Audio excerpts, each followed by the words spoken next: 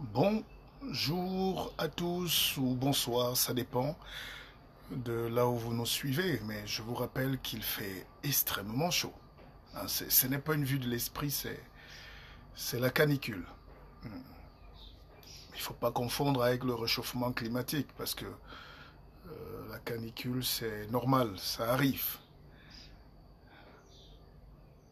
Le réchauffement climatique c'est peut-être plus scientifique, mais bon. Comme dit mon grand-père, qu'est-ce que nous on a à voir là-dedans? C'est eux qui polluent, c'est eux qui cassent les forêts, c'est eux qui arrachent, qui gâtent la terre, c'est eux qui creusent le Congo, c'est eux qui pulvérisent leurs déchets et c'est nous qui payons. Mais il fait chaud, il fait chaud.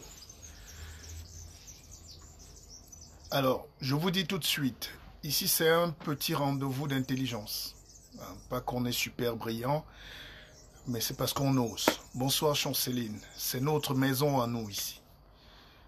Ceux qui viennent là pour l'excitation des personnes, les querelles de personnes vont se tromper. Ici, on parle des structures, on parle de technostructures, on parle d'intelligence. On veut réfléchir sur notre séjour sur Terre, sur nos pays, sur ce qu'on va laisser à nos enfants. Hein.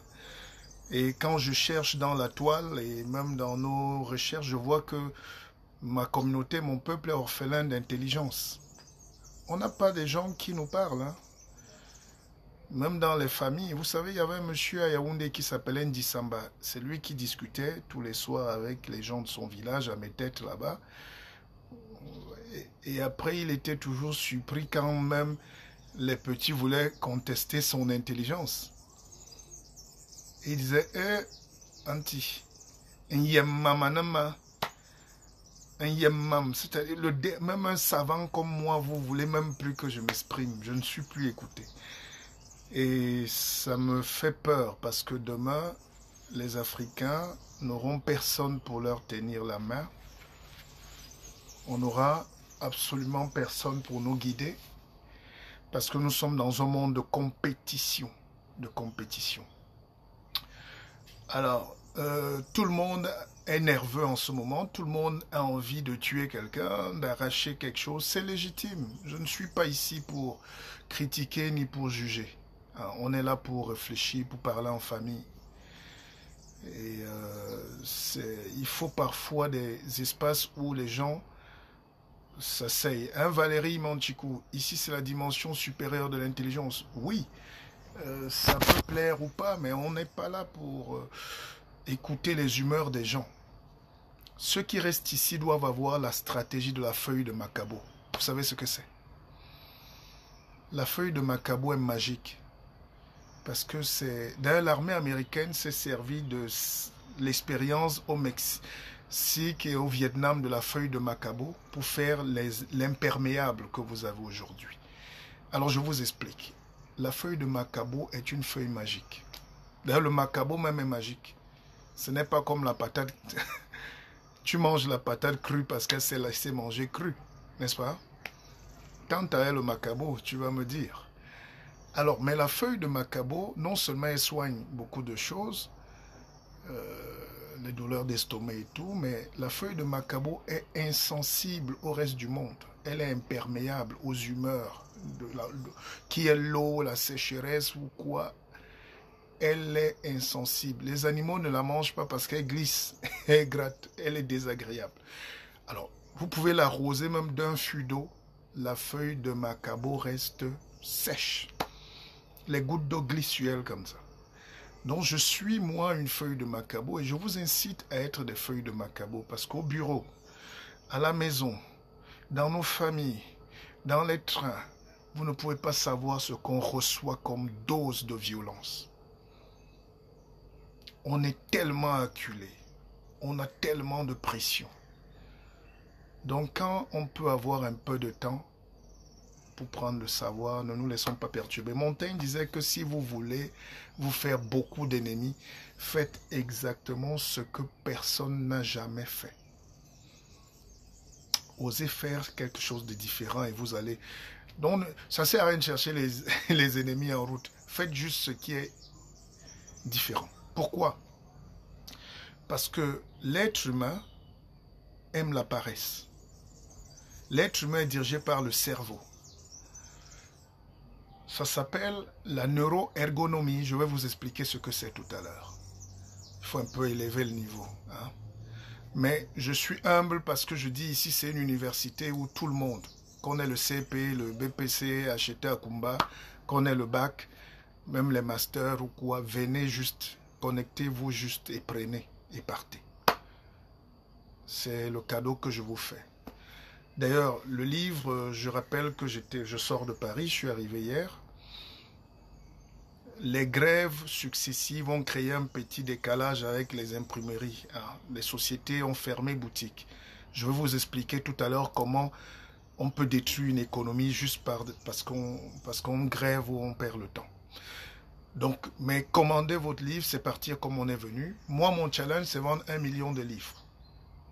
Si je dis vendre, ça énerve les Africains. Ils n'aiment pas qu'on parle de richesse. Bon, je vais donc donner 1 million de livres. Et il faut le commander, comme beaucoup le font déjà. Merci. Je vous dis merci. Alors, je vais vous expliquer pourquoi le cerveau humain, et surtout le cerveau de l'Africain, a comme s'il y a, du cerveau du noir en général, il y a un petit problème. On a un petit problème avec le cerveau du noir. Pas qu'on n'est pas intelligent, au contraire. Au contraire. Mais face à la violence du monde, il faut que l'intelligence s'adapte. Et on n'arrive pas à s'adapter. On n'arrive pas à s'adapter. On va partir des situations même politiques un peu au Cameroun sur la situation actuelle. Je vais vous expliquer comment on est en train de jouer avec nous, quoi. J'avais un oncle qui disait toujours « Mais ne me prenez pas comme le sexe d'un petit enfant. Hein. » Et ça énervait les gens au village. Non, en réalité, il ne voulait pas... C'était pas un pédophile, ça n'existe pas chez nous. Et en plus, il ne voulait pas se moquer de la petite fille, mais il voulait dire que quand une petite fille joue dans la cour ou un petit garçon... ils ne contrôlent pas, hein. On a tous été en caleçon, parfois déchirés, sous la pluie, sous la boue. Et voilà, donc, ce sont les importances. Et il ne faudrait pas que le monde nous emballe dans cette manipulation. Je vous prends un exemple. Dans ces années-là, quand nous étions à Paris, tout jeune, hein, et j'avais un ami qui est là. On s'est retrouvé un 31 décembre, on s'ennuyait. Ah, Yolo Gaza, bonsoir. Chantal, bonsoir. L'humain n'aime pas la révélation, ce qu'il n'a jamais expérimenté. Effectivement. Mais les autres gens, les autres groupes, ils aiment la recherche. Hein.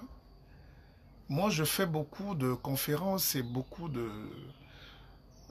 j'ai beaucoup d'invitations chez les Suisses, hein, chez les Juifs, hein, chez les gens qui sont structurés, hein, qui se battent pour demain. Donc, je vous fais une parenthèse. Ma fille est revenue de l'école l'autre jour. Elle a un camarade qui lui dit que quand il sera grand, il sera patron. Il va exploiter l'or en Afrique. Donc son père lui parle déjà d'être patron. D'aller en Afrique, mais être patron.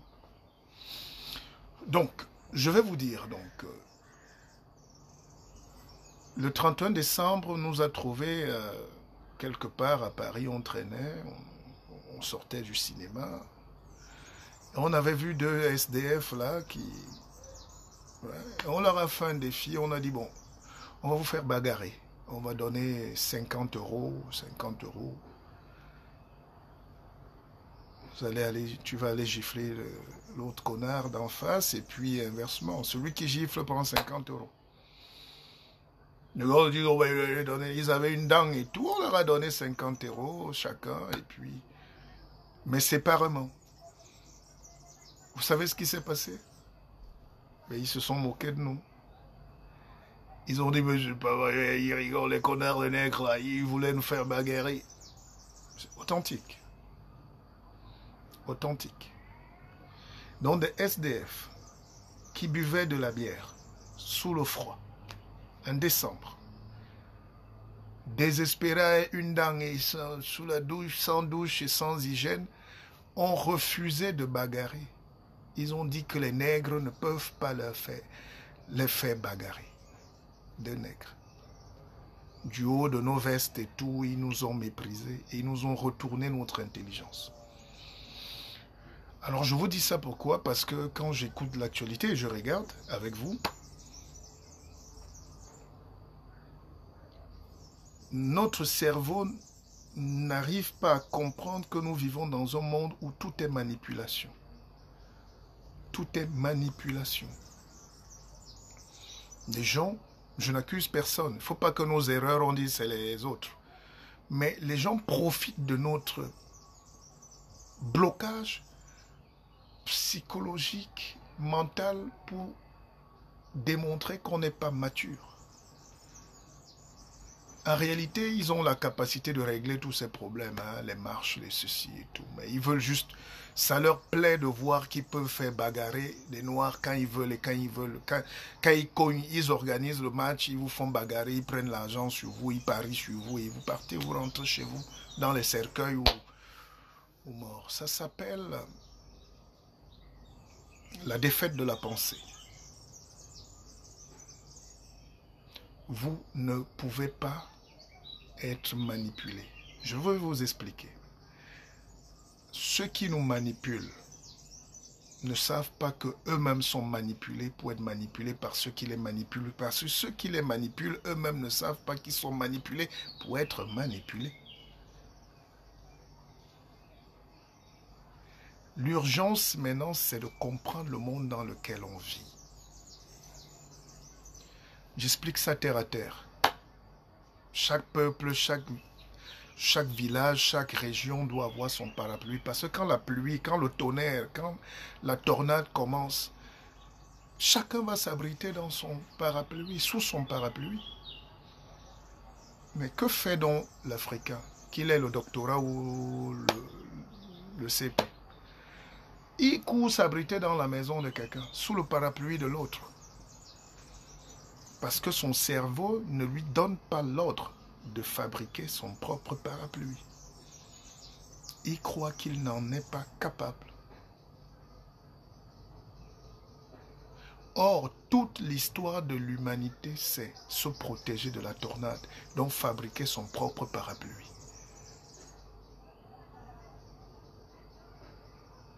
Je regardais encore les images de France 24 tout à l'heure. Vous pouvez partager le direct, hein, c'est très important. C'est pas parce qu'on n'écrit pas ici que c'est pas important.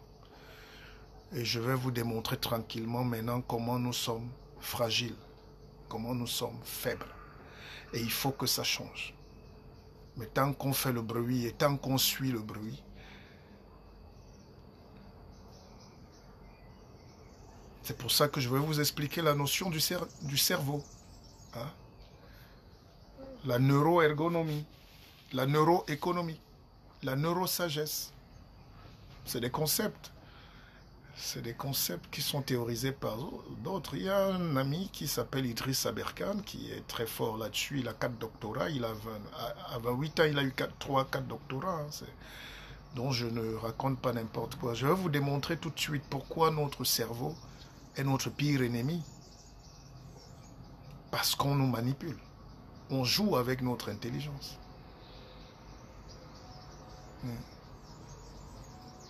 Et c'est pour ça que depuis 5 siècles, vous constatez qu'on n'a pas évolué. Et ce que je vous dis là ne m'apporte pas que des amis. Déjà chez mes propres frères, parce qu'ils veulent que moi je prenne la parole pour dire tel est mauvais, tel est mauvais. Je reprécise, ici on ne parle pas de personne. On parle de structure. On parle d'intelligence.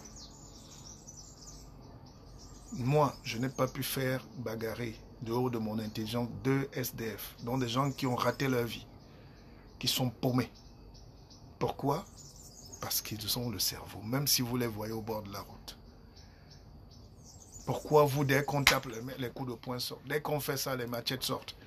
Pas pour vous défendre contre l'ennemi, mais pour vous défendre contre vous-même. Vous êtes devenu le cancer.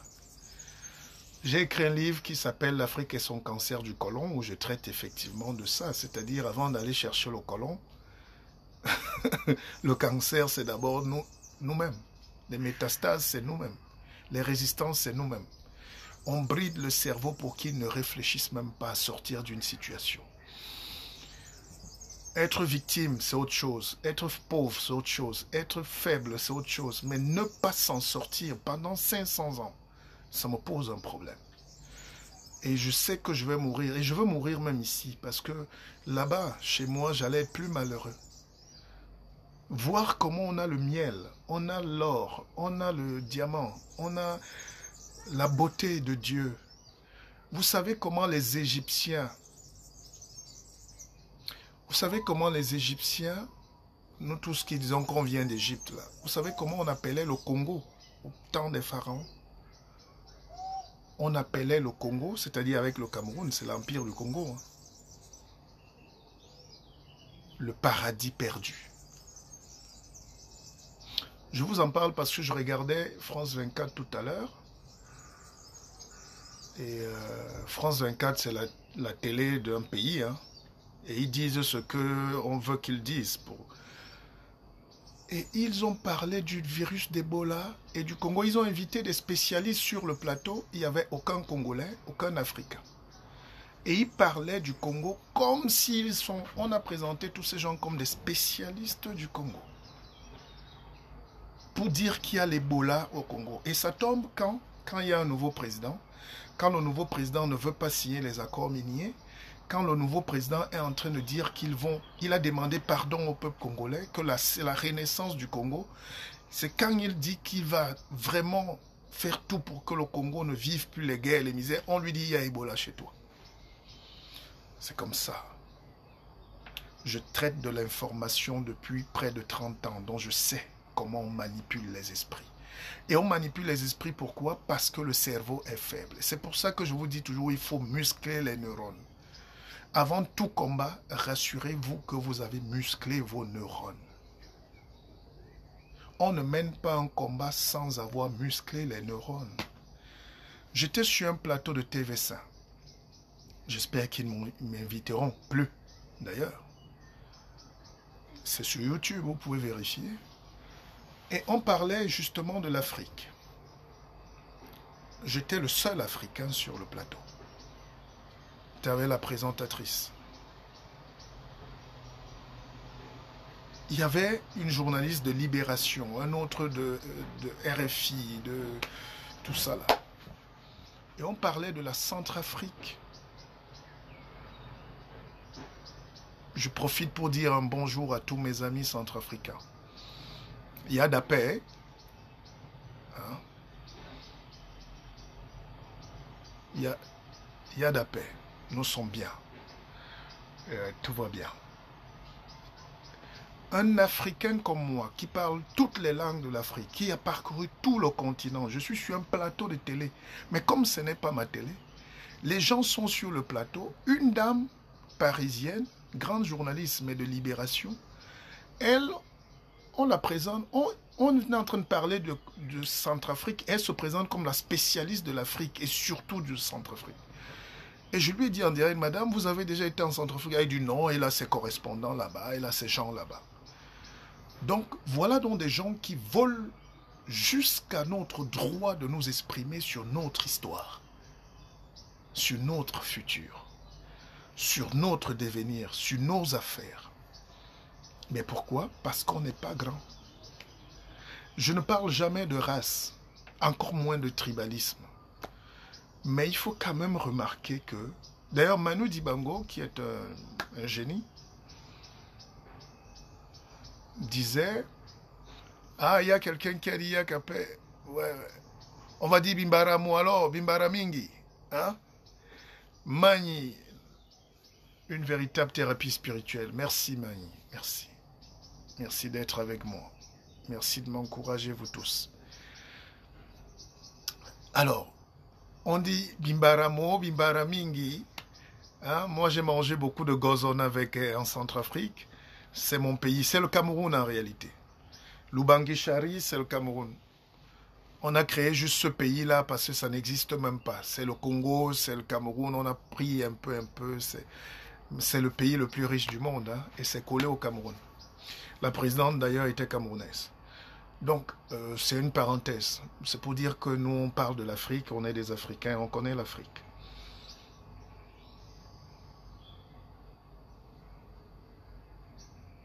Alors, ce qui se passe donc, c'est quoi? C'est que sur le plateau de cette grande chaîne française, la dame voulait m'empêcher, moi qui connais, qui vis en Centrafrique, de parler de la Centrafrique. Je lui dis non, vous n'allez pas le faire. Il n'y a pas de spécialiste de l'Afrique ici, c'est moi le spécialiste. Pour dire quoi? Vous, ces Africains complexés là, il faut prendre votre place dans le trafic. Même sur ce qui vous appartient, les autres vont venir vous dire non. C'est comme j'ai mangé une sauce d'arachide dans un restaurant chinois la dernière fois. Ici même à Fribourg, en Suisse. Ils ont dit que c'est une sauce d'amande. J'ai dit ça, c'est les arachides. C'était mal fait, mais ils ont pris ça au Cameroun. Hein. Ah, Patrick Yemek, bonjour mon frère. Soyez patient, hein, on est en train de tout organiser. J'ai toute une équipe. Alors j'ai un ami qui m'a appelé des États-Unis, il m'a dit Martial, tu as changé ma manière de penser. Parce qu'il a une petite structure aux États-Unis. Et il fait aussi dans la distribution, mais il allait donner la distribution à la poste alors que lui-même peut faire la distribution. J'ai pris la responsabilité de distribuer mon propre livre. Que ça ne vous énerve pas. S'il vous plaît, chers frères. Permettez qu'un Africain ose faire ses propres choses. Qu'il n'y ait pas un spécialiste de mon livre demain, alors que je suis là moi-même. Donc, j'étais en train de vous expliquer que ce qu'on appelle la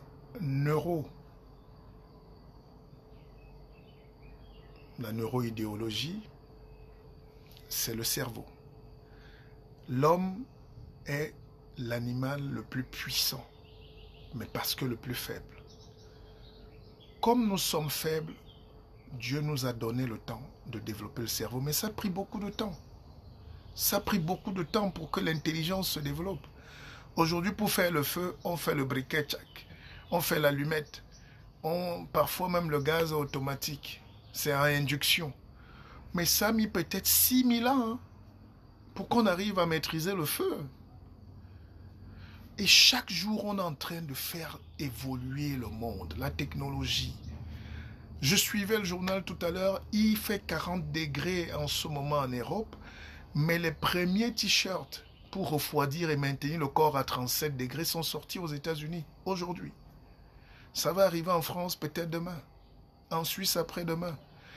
Donc l'être humain est toujours en train d'avancer. Mais qu'est-ce qui fait qu'en Afrique, vous êtes couchés dans vos blocages? Avant, on était grands. Nous, on est ceci.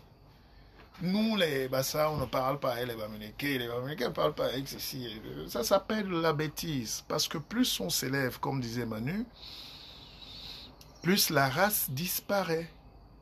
Quand on a le talent, le génie, personne ne va vous rappeler votre couleur de la peau.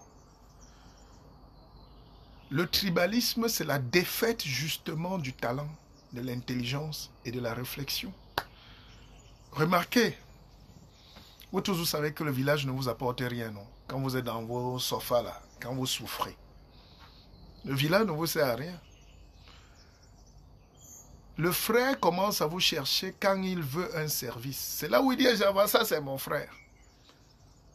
Pendant que je meurs là sous le froid à trimer, peut-être je suis pieds nus et tout, je n'intéresse personne. Demain, si mon nom arrive à la présidence peut-être du Congo, je vais voir des frères que je n'ai jamais vus. Ils vont venir avec le tribalisme. Et c'est ça qui tue l'Afrique. C'est ça qui nous tue. Remarquez vous-même, pendant que vous arrivez, on ne vous cherche pas le village. Quand vous venez d'arriver même en Europe ou au Canada, il fait froid, vous êtes seul, vous déprimez.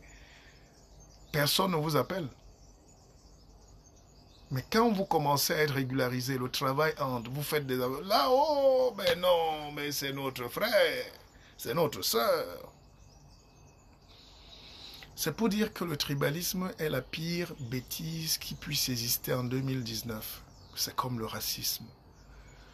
Vous imaginez donc les pays comme la France ont eu des fondateurs qui ont bâti un pays sur la grandeur des esprits. Les savants ont réfléchi. Les Montaigne, les Diderot, les Richelieu, les Rousseau, les Sartre, les Voltaire, tout cela.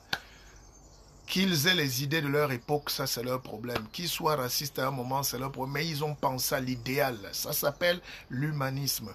Les États-Unis sont grands et vous êtes heureux d'être américain aujourd'hui parce que vous avez eu des grands hommes là-bas, des Washington, des Kennedy, George Washington. Hein. Ils ont pensé à un pays qui va faire la grandeur demain. Ce n'est pas Donald Trump. Ça s'appelle les Founding Fathers. Ils avaient une vision. Quand vous prenez le cas du Cameroun, nos Founding Fathers avaient une vision. Mais elle était aussi limitée. Puisqu'aujourd'hui, on veut reculer. La vie, comment tu peux reculer, mon frère? La vie est devant. Si aujourd'hui on est là, on se déteste, j'écoute la violence terrible dans Facebook aujourd'hui, depuis hier ou avant-hier. Des injures partout, les guerres, les machettes sont en train de sortir. Donc vous voulez qu'on croise les bras et qu'on applaudisse.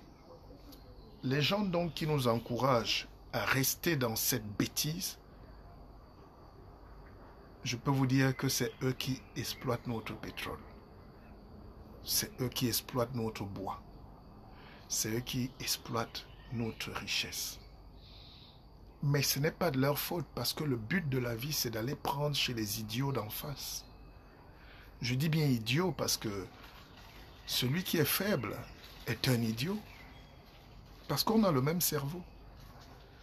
On a la même intelligence. C'est l'ère de créer. Il faut créer de l'intelligence. Et on crée comment? On crée avec des rêves grands. Vous savez, le cerveau, si, c'est tout ce qu'on a. On peut jouer avec un être humain et le déstabiliser en déjouant son esprit. Il y a une chercheuse américaine qui a pris beaucoup d'étudiants, c'était pendant un concours. Elle leur a dit, avant de faire le concours, que vous ne pouvez pas faire le concours.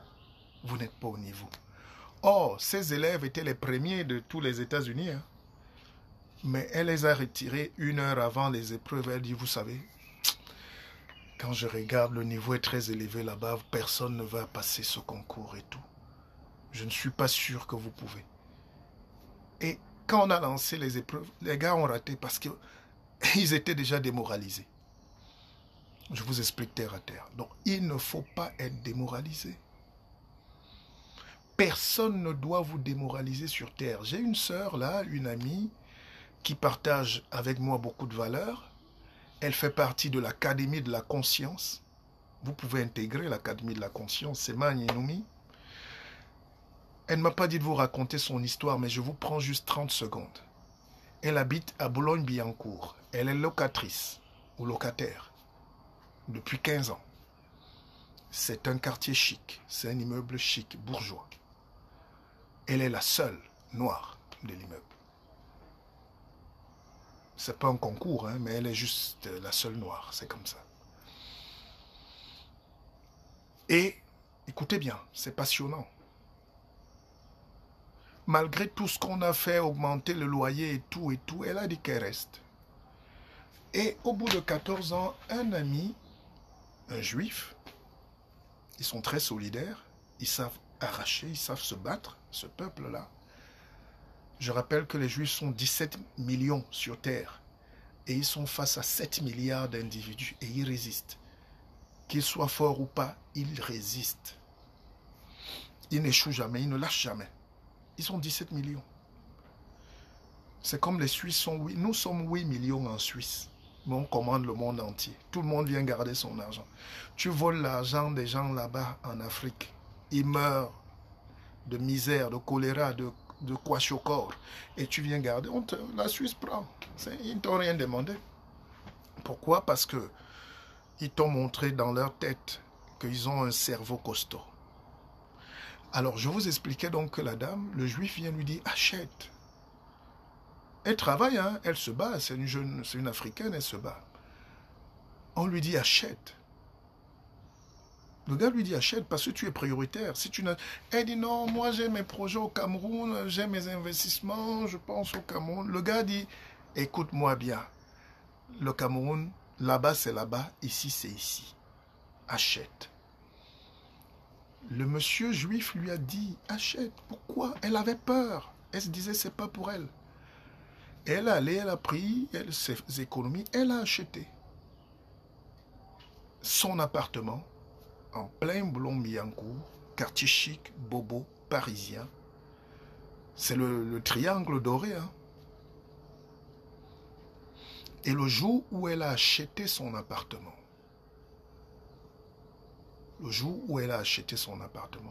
on l'a invitée à la fête des propriétaires. Et elle vivait là depuis 15 ans, elle ne savait même pas que les propriétaires se réunissaient. Pourquoi? Parce qu'elle n'était pas propriétaire. Elle était locataire. Donc dans la vie, il faut oser grand, voir grand. Think big, act bigger. Biggest ou je ne sais pas quoi. Elle a fait un sacrifice énorme pour elle, pour ses enfants, mais pour sa fierté et pour la fierté des autres qui sont comme elle, qui hésitent, qui ont peur.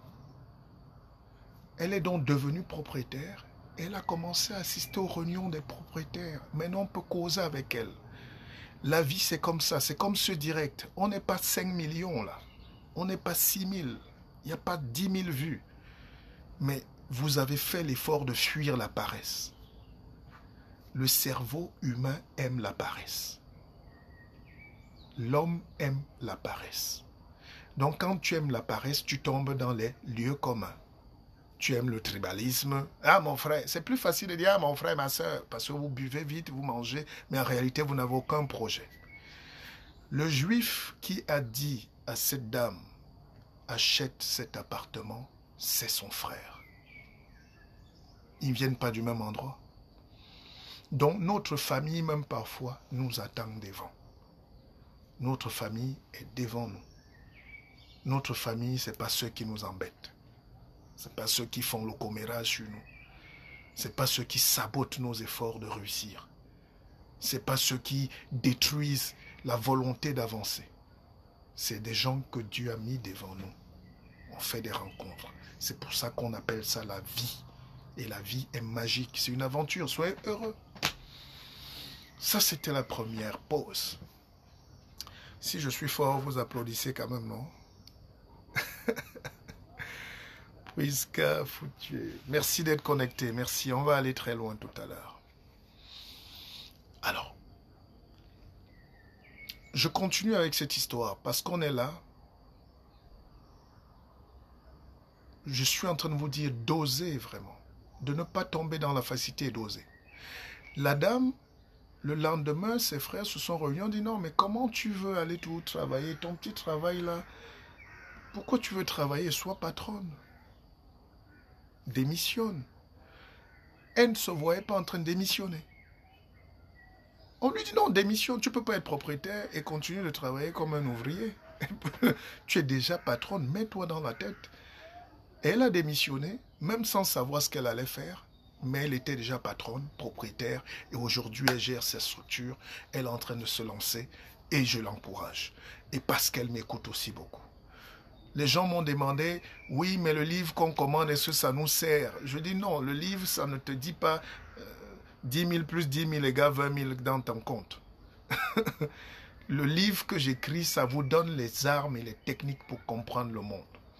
Et quelqu'un a dit là tout à l'heure, ne vous enfermez pas dans les choses du racisme, du tribalisme, de ceci, de cela. Le clan n'apporte rien. L'évolution du monde, c'est pour aller vers l'intelligence. La neuroergonomie, donc, c'est ne pas se faire embobiner le cerveau pas ce qui est inutile. Le cerveau, c'est comme un muscle. C'est pour ça que je vous dis toujours muscler les neurones. Formez-vous pour oser toujours plus grand.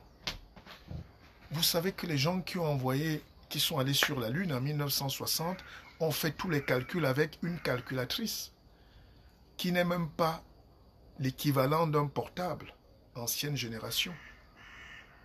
L'ordinateur, c'était 1/1000 de ce qu'on a aujourd'hui, mais ils ont calculé, ils sont allés sur la Lune.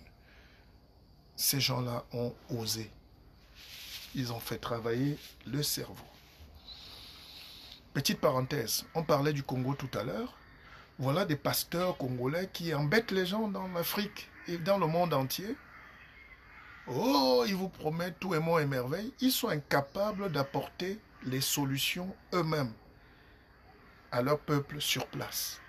Ils sont riches, mais ils sont pasteurs, ils sont apôtres, ils sont prophètes, mais ils n'ont pas la conscience à développer de l'intelligence.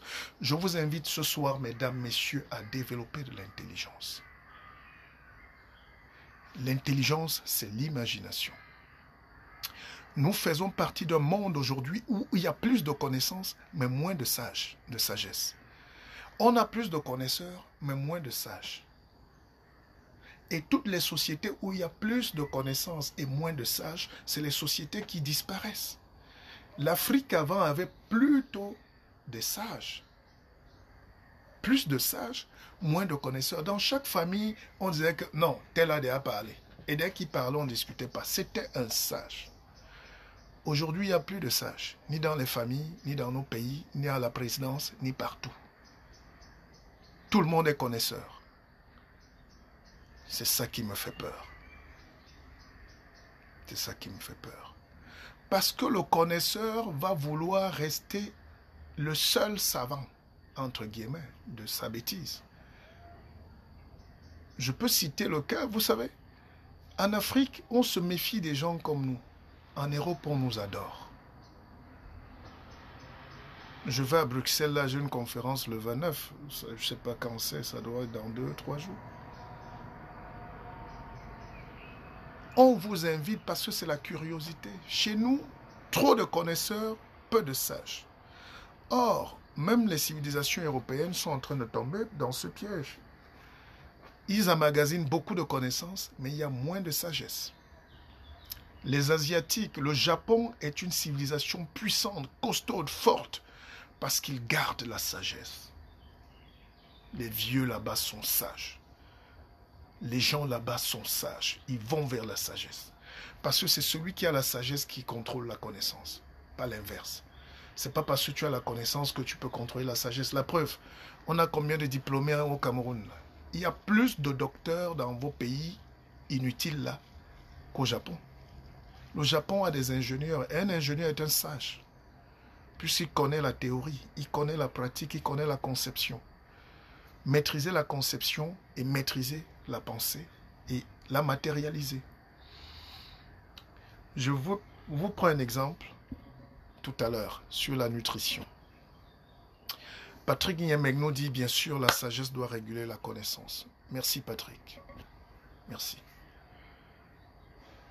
En Afrique donc, on est en train de faire une erreur terrible. Terrible.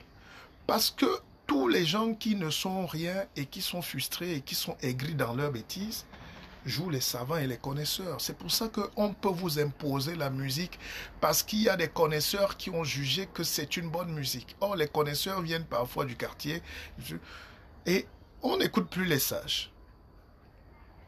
En Douala, on dit, et je pense qu'il y a un chanteur qui l'a dit, Bababi, Baongane Basibi, et Basibi, Basengane Babi.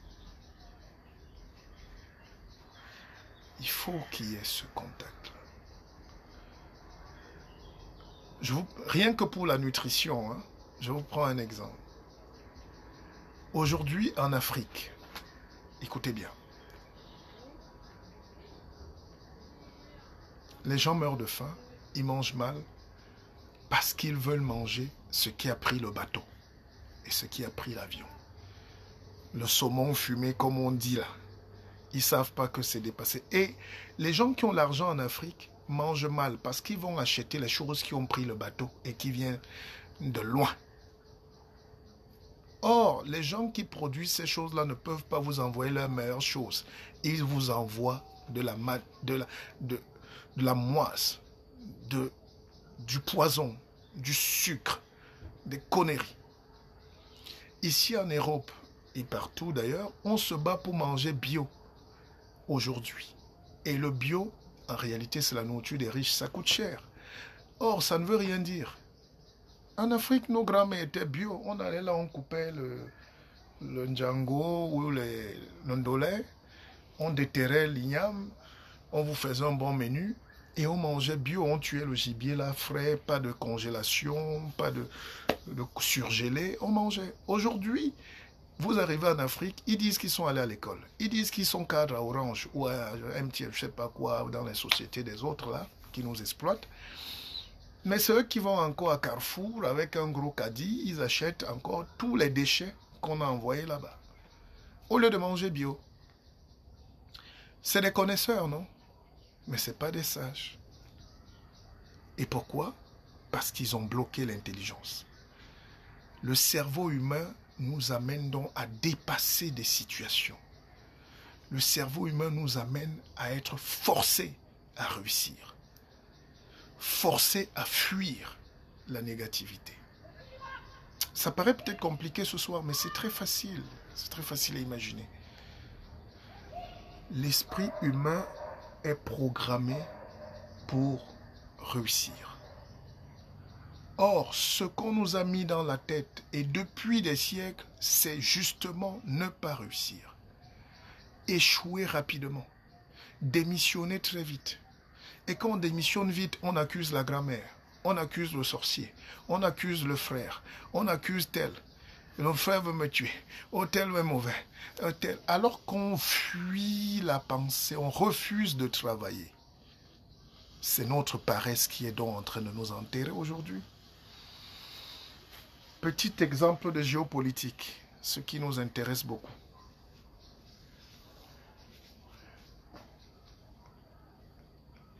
Celui qui contrôle votre cerveau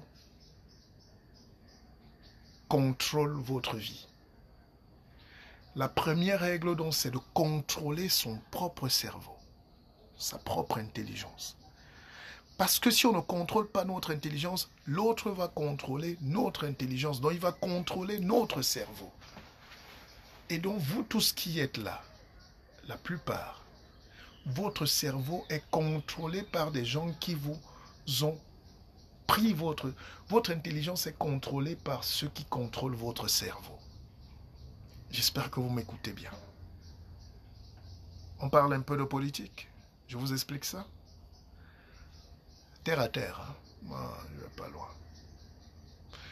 Quand le ministre américain arrive au Cameroun, il va voir le président Paul Biya. Qu'est-ce qu'il lui dit? À la sortie de l'audience, qu'est-ce qu'il dit? Vous savez, le président Paul Biya était un grand sage, tout ça. Oui, c'est pas toi qui as dit que tu allais le chasser. Mais dès qu'il prend l'avion, parce qu'il nous manipule, hein. Et nous qui sommes contre le président Biya, on croit qu'un Américain va aller enlever Paul Biya.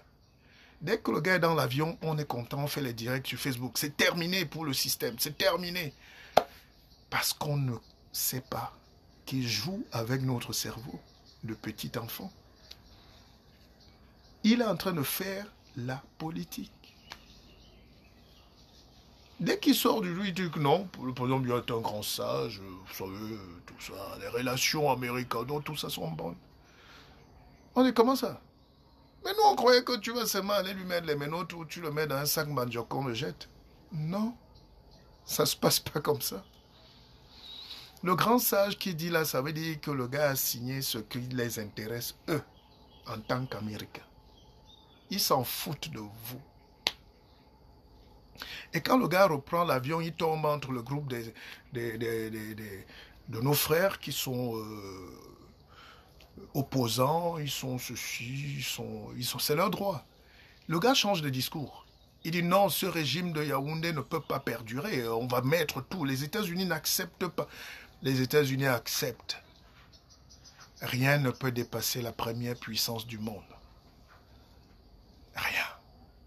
Si c'était ça leur but, ça leur prend même pas 5 minutes. 5 minutes. Dès qu'un soldat américain ou un ambassadeur américain, comme les gars gueulent là à la télé, vous tirez même sa veste, elle se déchire.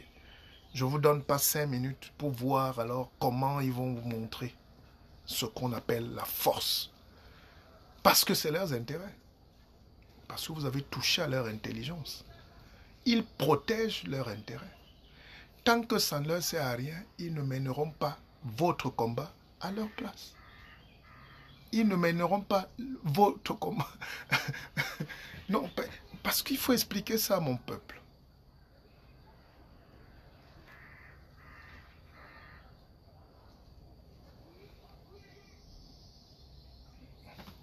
Donc, les gens qui... Vous voyez, il y a un mec qui a fait un post là, il dit qu'il ne me trouve pas intéressant. J'en rigole, parce qu'il ne me connaît pas. Il croit peut-être me déstabiliser ou il est envoyé par quelqu'un. Comme je n'insulte pas, il croit me déstabiliser. Oh, il a affaire au grand maître. Je lui dis bravo, mon frère, et merci, au revoir. Je suis très fier de t'avoir connu. Et voilà donc des gens qui commencent à faire douter leurs frères parce que vous ne pensez pas comme eux. Il faut absolument dire ce que tout le monde veut que vous dites. L'intelligence donc ne permet pas que quelqu'un contrôle ton cerveau. Surtout ce genre de type de bas étage. Il faut lui montrer qu'on est loin dans la pensée. C'est un exemple pour vous dire, chers frères et sœurs, faites ce que vous voulez. Battez-vous pour prendre votre place dans le trafic. Non, non, je ne réponds pas. Hein. J'ai juste une entorse pour... Je donne un exposé, c'est une conférence. Donc, je me sers de ce que je vois aussi pour vous démontrer ce que je suis en train de vous dire. Combien de fois nos frères, on trouve notre frère en train de vouloir œuvrer pour réussir quelque chose dans la vie, on le décourage. Ah, c'est pas le juif, hein. Ah, c'est pas le franc-maçon, hein. Au contraire, parfois même, les gens qui ne nous connaissent pas, mais qui sont des humanistes, veulent qu'on réussisse. Si vous voyez sur 10 noirs qui réussissent, 9 sont aidés par les Occidentaux. Si vous êtes honnête, 9 sont aidés par les Européens, les Blancs, les Canadiens. J'ai un monsieur, un Allemand, qui est à Francfort. Il est connecté, je pense. Il a suivi un de mes directs. J'étais sur Paris. Il a dit à sa femme, qui est camerounaise, « Appelle-moi ce monsieur. Il m'intéresse. » Elle dit, « Oui, mais mes frères, tu sais, moi, je suis en Allemagne depuis 30 ans. » Elle était peut-être réticente. L'Allemand a dit, « Appelle-moi ce monsieur. Entre en contact avec lui. » Et ils m'ont appelé. Le premier truc qu'il m'a dit, dans un allemand, il me dit, mon beau. Je dis, mais, il dit, je veux qu'on fasse des affaires. Je suis un investisseur. Je cherchais un Africain qui dit la vérité et qui n'a pas peur. Je ne te connais pas, enfin, je ne vous connais pas, mais j'ai suivi votre live. Et il n'est pas le seul. Donc, méfions-nous des gens qui veulent nous détourner de nos projets parce que ça ne les arrange pas. Ça n'arrange pas leurs petits intérêts. On va chuter sur la politique plus tard. Je vais vous dire ce que vous voulez entendre. Dans quelques instants d'ailleurs. Mais là, j'étais d'abord pour amener les gens à comprendre le monde. Il faut leur dire ce que c'est qu'une révolution. On ne fait pas une révolution quand on a une jambe cassée, quand on a la tête vide. Quand on ne sait même pas pourquoi on lutte. Sinon, on va encore tout faire, on va tout bagarrer, on va aller donner, on va aller remettre aux vrais propriétaires qui nous contrôlent depuis la colonisation. C'est ça que vous voulez? Je vous expliquais donc que la relation entre les États est très compliquée. Macron était au Canada, il a dit la même chose au Premier ministre canadien qu'il a dit aujourd'hui au Premier ministre japonais. J'ai suivi en direct sur mon portable. Il dit, la France et le Japon ont une histoire. L'innovation, la construction du monde, ceci, cela, la technologie, la science.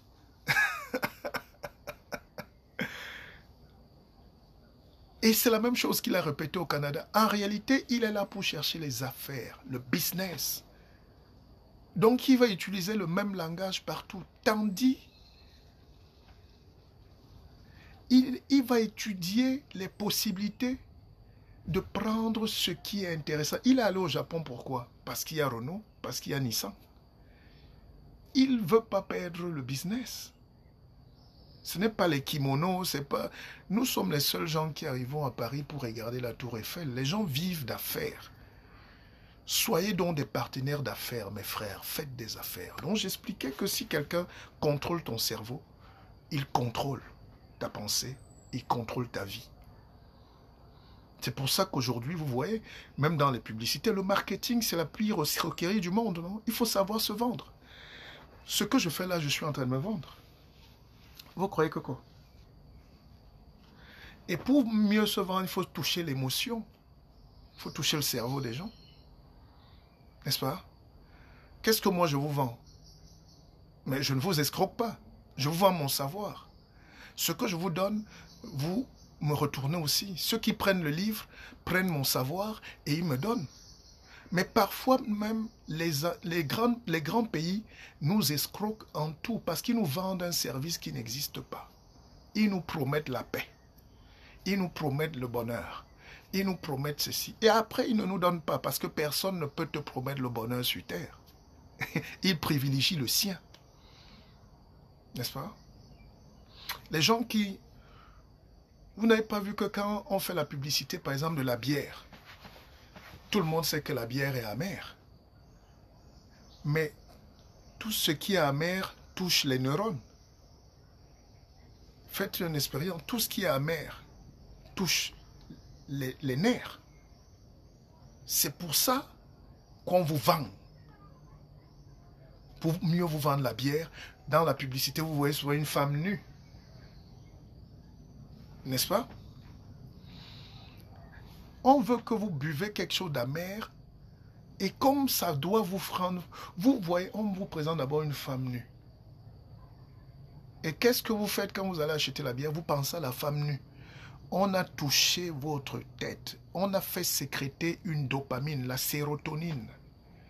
Donc vous commencez à aimer la bière parce que chaque fois que vous la buvez, vous voyez la femme blonde ou noire, hein, comme mon épouse, la longue femme, sexy. Tu te mets à boire la bière inconsciemment alors que c'est la femme qu'on t'a vendue. C'est pareil. Pour faire la guerre, on vous vend la mort. Pour vous vendre la guerre, on vous vend la mort. On vous présente les deuils, les cadavres, la souffrance et tout. Et vous vous rebellez. On va se venger. On va se venger. Et pour se venger, on commande les armes. Mais vous commandez les armes chez qui? Vous commandez les armes chez qui? Répondez. Vous croyez que le vendeur d'armes est donc content s'il n'y a pas la guerre? Donc le premier truc qu'il va faire, c'est vous présenter le choc. Je vous ai parlé de la télévision France 24 qui a montré tous les cadavres du Congo aujourd'hui et tout. Comment le Congo vraiment va sombrer, c'est Ebola, c'est la... Ça commence à toucher la tête. Un Congolais, un Africain comme moi, j'étais énervé contre les Congolais. Et je me suis énervé. Je l'ai dit dans mon direct. Donc ils ont contrôlé mon esprit. Si je suis donc fort, enfin je vous ai fait cette réflexion au début parce qu'on est en train de monter. Hein. C'est très puissant ce que je vous dis là mes frères. Vous allez me détester, mais personne ne va vous dire ça. Mon frère Christophe Tapa, qui est monsieur 60% dans l'apparition de mon livre, il m'a dit, Martial, tu as décidé d'être une lumière, je vais te soutenir. Nous allons te soutenir. Oui, parce qu'on a nos grands frères, nos sœurs, diplômés, docteurs, grands profs. Je préfère aussi qu'en dehors de la lutte politique de tous les jours, parce que nous avons chacun nos intérêts. La politique, c'est les intérêts, qu'on ne vous mente pas. Quelqu'un se bat en politique pour un intérêt. C'est logique. Je ne suis pas contre. J'encourage même. Beaucoup partageaient mes vidéos, mais depuis qu'ils ne m'ont pas manipulé le cerveau, ils ne partagent plus ma vidéo parce que je n'ai pas dit que tuons.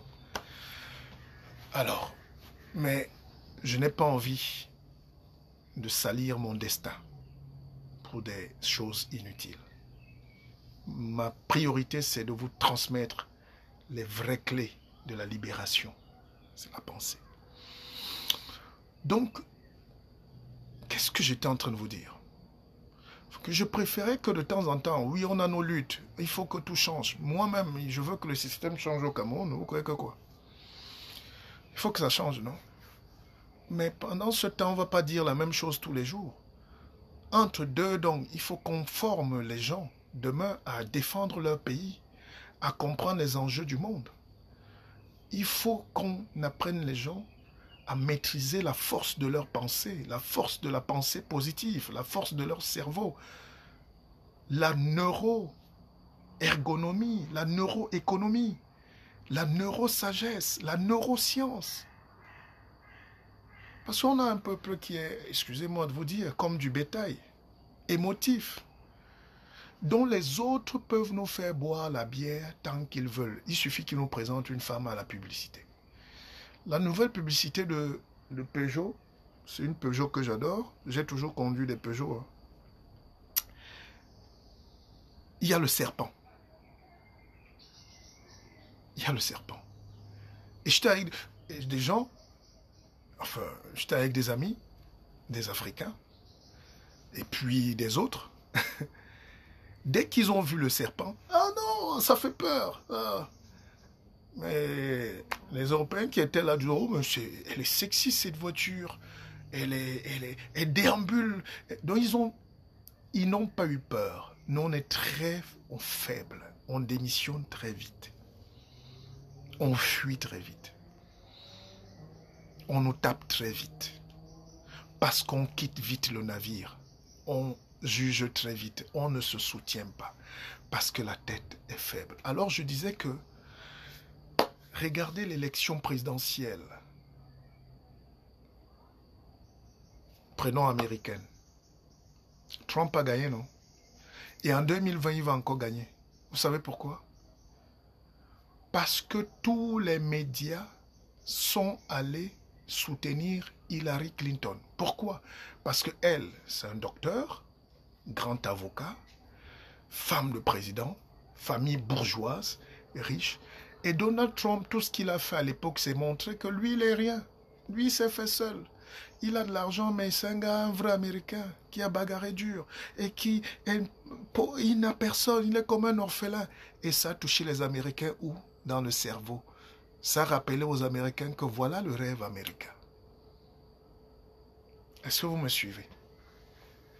Les Américains ont fui dans la personne qui avait tout, les moyens et tout, les presses, l'intelligence, les docteurs, les Obama là-bas la soutenaient, pour aller vers un gars qui est comme seul, parce qu'il a touché le cœur, il a touché les émotions, il est allé dans le cerveau des Américains.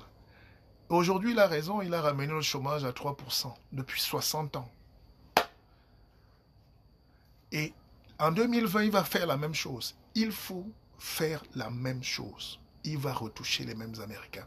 Il va leur dire, vous voyez, je suis comme vous. Je suis parti de rien. Je suis parti de zéro et tout. Et il va gagner. En Afrique, donc, moi j'ai regardé l'élection présidentielle au Cameroun. Et j'ai compris que très peu avaient la science de toucher l'émotion. On n'a pas été formé pour. Et ils ne veulent même pas apprendre. Ils n'ont pas su capter l'émotion du peuple. Même face à la dictature la plus dure, on peut toucher les gens. Bon, bref.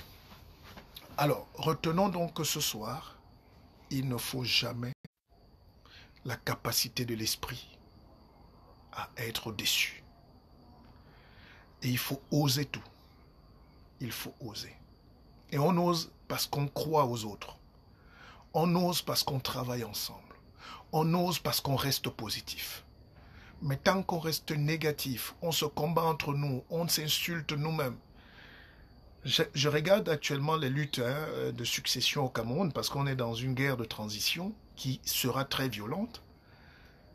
Et vous voyez que même les groupes qui se disent unis s'engueulent entre eux. Ils ne veulent pas le leadership. Ils font semblant d'être là dans leur live, mais ils se détestent, ils se contrôlent, ils s'insultent, ils donnent eux-mêmes leurs propres secrets. Et à la fin, on se retrouve là, dans le pays des autres, deux camps, un même peuple, un même sang. On est en train de se battre, de se déchirer les habits. Les autres applaudissent parce qu'ils nous ont touchés là où il fallait. Eux, ils ont un but, vendre. Ils vont nous vendre quoi? Devinez vous-même. Pourquoi ils n'arrêtent pas la guerre? Pourquoi ils n'arrêtent pas le conflit? Vous croyez que la Suisse a le pays le plus sécurisé du monde? Vous croyez qu'ils ne peuvent pas arrêter tous ces conflits entre tel camp et tel camp? Mais pourquoi ils vont arrêter? Ils vont plutôt exploiter les deux camps. Vous payez là, vous payez ici, vous utilisez, tac, tac, tac, ils vous balancent. Ne soyez donc pas le sexe d'un petit enfant qui joue dans la cour pour les grands de ce monde. Parce que pour entrer dans la cour des grands de demain, il faudra cacher son sexe. Au moins avoir un cache-sexe. Le cache-sexe, c'est quoi? C'est qu'on cache ses problèmes. Le cache-sexe, c'est quoi? C'est qu'on... La nudité est dans la chambre. Elle est privée, elle est personnelle, elle est intime. En sciences politiques, c'est ce qu'on appelle la géostratégie. Voilà donc comment le monde marche, mes chers frères et sœurs. On est en train de monter, non? Je vais vous expliquer tout à l'heure. Je vais vous montrer. Oui, mon petit frère Deido, merci. On dit beaucoup de choses des gens en Europe, mais mon frère Deido, mon jeune frère, il me dit, grand frère, même s'il y a un seul matelas, on se sert. Même s'il y a un bout de pain, on le partage. C'est rare en Europe. C'est pas l'Europe qui nous rend méchants. Nous venons à une autre mallette de la méchanceté depuis. Alors, donc, merci à ma famille. J'étais en train de vous expliquer que le monde est un monde ultra violent. Et seuls ceux qui ne baissent pas les bras, ceux qui luttent fort pour leur survie vont résister demain. Seuls ceux qui luttent fort. La dernière fois, nous avons marché à Paris, non? Même devant l'Élysée. Mais vous croyez que ça dit quoi à qui? Je n'ai pas dit que c'est mauvais, je ne juge pas. Je vous explique juste avec un réalisme ce qu'on appelle la géostratégie. Ça n'intéresse pas. Parce que vous êtes en train plutôt de légitimer leur business. Moi, j'ai ma boutique. Je vends les maillots. Il faut qu'il y ait beaucoup de matchs de football pour que je vende mes maillots aux équipes.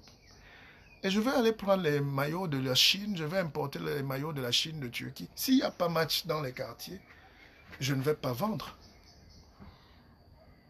Donc mon but, c'est que même si les gens sont handicapés, je dis non, vous pouvez jouer même avec un pied, les gars. Jouez, c'est bien le foot.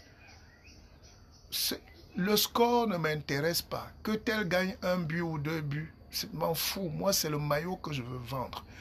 Et c'est Mao, le chinois, qui disait ça. C'est d'un réalisme pur. Je ne demande pas à la souris, au chat, pardon, si le chat est gris ou blanc ou noir. Tout ce que je veux, c'est que le chat attrape la souris. Moi, ce que je veux, c'est vendre mes armes, mes frères. Moi, je veux vendre mes... La maman qui fait le coquille au quartier ne veut pas savoir si ta mère a préparé. Elle veut que tu viennes acheter le coquille. Sa boule de coquille, c'est 100 francs. Mais si tout le monde mange bien chez lui, les gens ne vont plus acheter son coquille. Elle ne va pas faire son commerce. Donc elle sort là avec ses 100 boules de coquilles qu'elle a fait. Elle arrive là, à la place de Bepanda là. C'est pour que les gens mangent son coquille, même s'il y a la nourriture à la maison.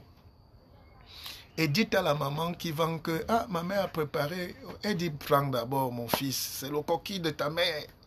Elle fait son marketing. Que tu ailles jeter son coquille après, l'essentiel c'est qu'elle ait vendu son coquille. Et ça s'arrête là. Le monde entier vit comme ça. Il faut vendre le coquille. La maman qui fait les makalamambasi, à Deido là, elle veut que tout le monde mange ses beignets. Et même à quoi les familles togolaises qu'on a laissées là, pour ceux qui connaissent Douala, même à Yaoundé, Vogada et tout, la maman qui fait les beignets veut que la farine finisse. N'est-ce pas manger là? On allait encore manger à la maison? Mais bien sûr. Son problème, même si on a préparé les crevettes sautées à la maison, c'est pas son problème. Le problème, c'est que son coquille ou ses beignets de maïs doivent partir. Le monde fonctionne comme ça. On cherche les clients. Chaque pays cherche les clients. Chaque pays cherche ses clients pour les vendre. Mais comme nous, on n'a rien à vendre. Qu'est-ce qu'on vend? C'est le tribalisme. C'est elle qui a tort. Je vous assure que pour demain, si on ne met pas le cerveau, ou si on n'appelle pas tous nos enfants, tous nos cerveaux qui sont en Allemagne, au Canada, partout, tous nos ingénieurs, nos docteurs, nos médecins, nos ceci, pour réfléchir, pour construire, pour développer l'intelligence, on sera toujours dans les mêmes problèmes. Les coups de poing vont sortir, même aux Champs-Élysées entre nous. Parce qu'il faut qu'on réfléchisse. Comme on n'a rien à vendre, c'est comme dans une famille. Quand vous ne faites pas les affaires, vous n'avez rien à proposer. C'est là où le Congo-ça vient d'où? Pourquoi dans tous vos directs, c'est le Congo-ça, c'est les injures, c'est les intrigues? Parce que vous n'avez rien à proposer. Si une maman a même ses rouges à lèvres à vendre, n'est-ce pas, elle se met là, elle fait les directs. Elle dit, mes fils, moi je n'ai que mes rouges à lèvres à vendre. C'est 1 € le rouge à lèvres. Le rouge à lèvres est bon. Et elle fait son marketing, elle va vendre 100 rouges à lèvres par soir. Elle sera occupée, elle va développer le cerveau pour quelque chose de positif. Et pour terminer, on ne développe pas le cerveau quand on n'est pas passionné. Et pourquoi on ne se développe pas? C'est parce qu'on n'est pas passionné. Regardez nos musiciens. Ils sont là, ils jouent.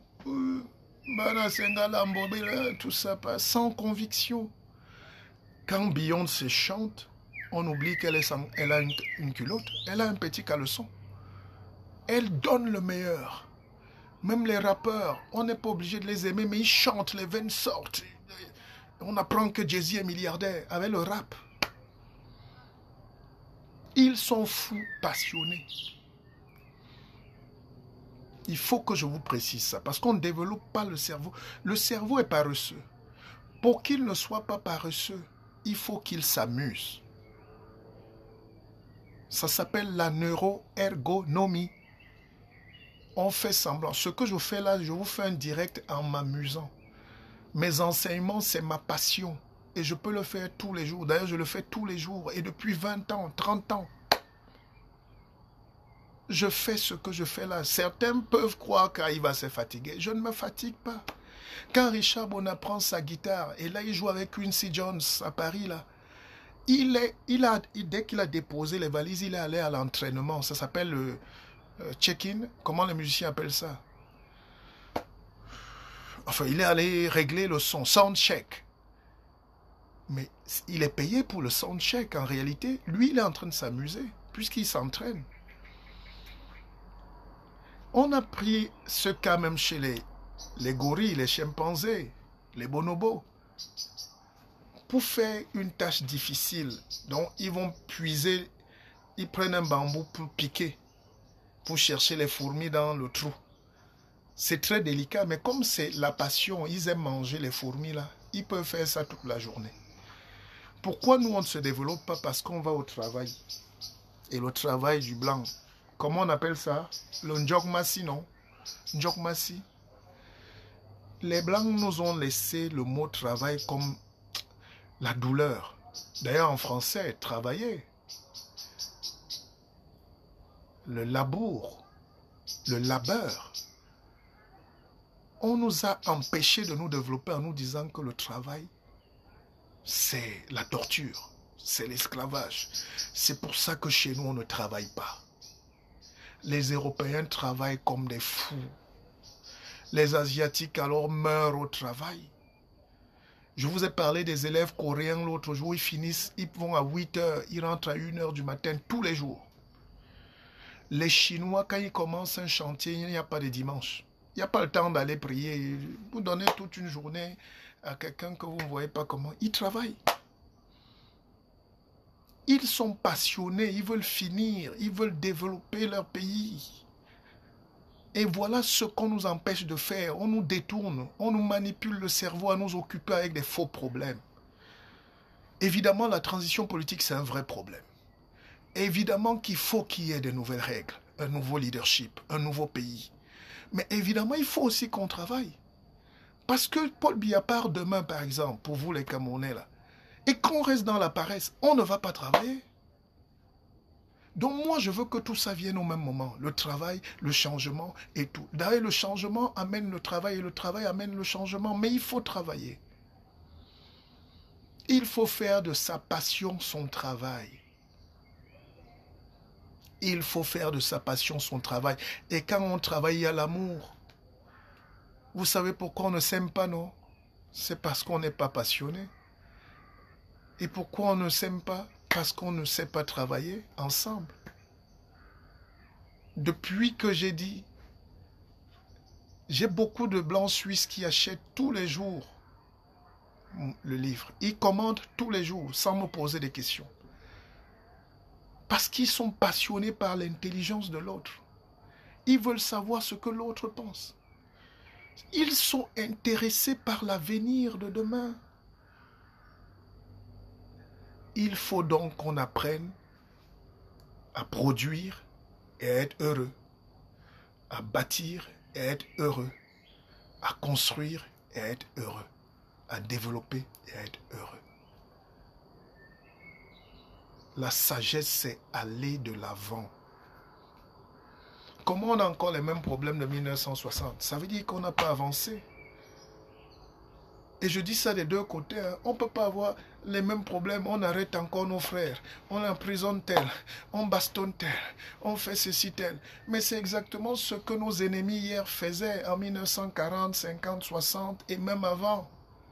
Si nous on continue ça aujourd'hui, ça veut dire qu'on n'est pas passionné, on n'est pas amoureux et on ne travaille pas. On ne sait pas donner. Pour réussir donc dans la vie, il faut donner pour recevoir. J'ai dit je vais vendre 1 million de livres. Partir comme on est venu. J'attends des commandes, mais pour qu'il y ait des commandes, il faut que je donne. Pour suivre ce direct, il faut sacrifier votre temps. Et on va chuter par là donc.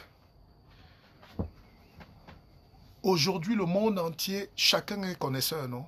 Chacun fait son live. Comment faire pour avoir même 5 personnes? J'ai un ami qui a commencé ses lives, il n'a jamais atteint 10 personnes, 10 vues. Pourtant, il a un billet, hein. Il est aux États-Unis, il a arrêté. Parce qu'il n'est pas intéressant. Par contre, vous avez une fille là, quelque part, elle ouvre souvent le direct, elle mange les chips. On est 5000. Mais elle est différente de l'autre qui a 10 vues. Non, parce qu'elle ne sait rien faire de ces 5000 vues. Elle n'a aucun talent. L'autre aussi a le talent, mais il n'a pas l'émotion, il n'a pas le charme pour développer, pour intéresser les gens.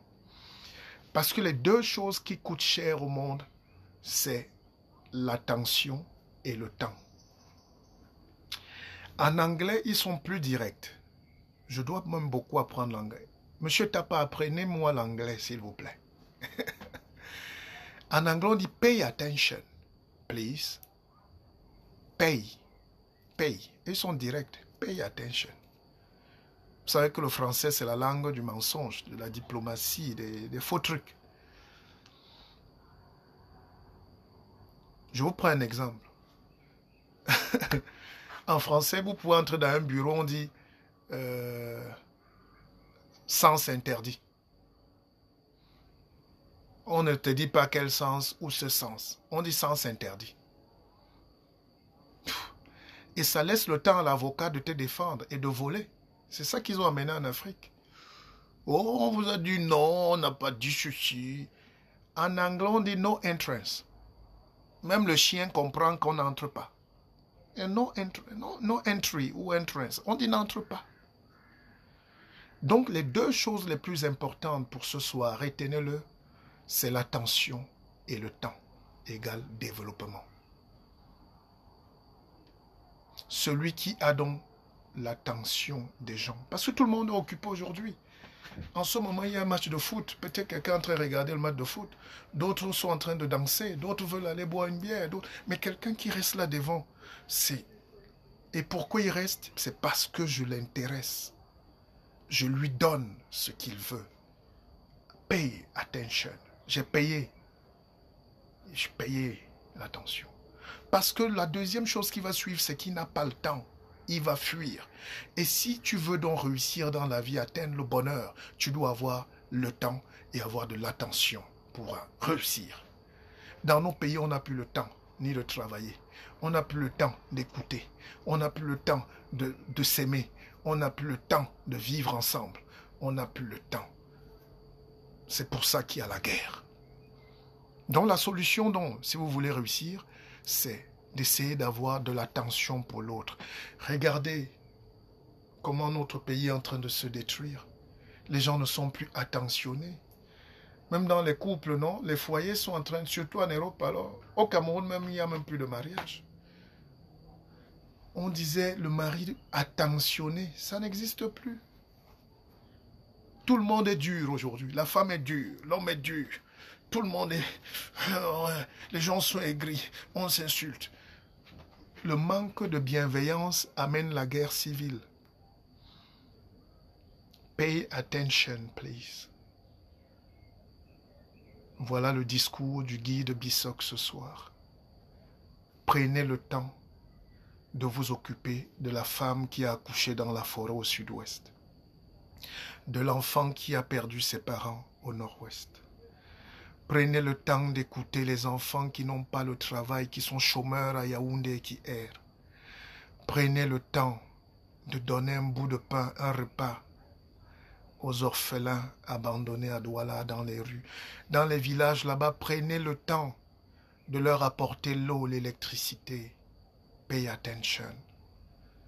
Prenez le temps au nord afin que les enfants ne boivent plus l'eau après que les bêtes se soient lavées. Prenez le temps de leur donner un peu d'espoir et de fourrage. Prenez le temps. Pay attention, please. Personne ne va venir faire ça à notre place. Et on a les moyens. Si les gens achètent 10 villas en Europe, si les gens achètent 400 vestes, si les gens achètent avec l'argent volé, ça veut dire qu'on peut le faire. Mais pourquoi ils ne peuvent pas le faire? Parce qu'ils ne sont pas passionnés. Ce n'est pas question de diplôme. Hein. C'est qu'ils ne sont pas passionnés. Ils ne sont pas attentionnés. Et ils n'aiment pas. Donc ils ne nous donnent pas de leur temps. Ils nous méprisent. Tout ce qui arrive à Genève aujourd'hui, à Paris et ailleurs, c'est le manque d'attention. Manque d'attention. Mais ça va changer. Je vous aime. On va continuer demain. Que Dieu vous bénisse. N'hésitez pas à m'écrire inbox, commandez votre livre, Partir comme on est venu. C'est le best-seller mondial. Un Africain peut vendre 1 million de livres. Il peut vendre. Grâce à vous. Commandez-le. Je vous aime, que Dieu vous protège. Mais soyez attentionnés, ayez du temps. Pour vous, pour vos proches, pour vos enfants, pour la famille, pour vos frères. Que Dieu vous bénisse.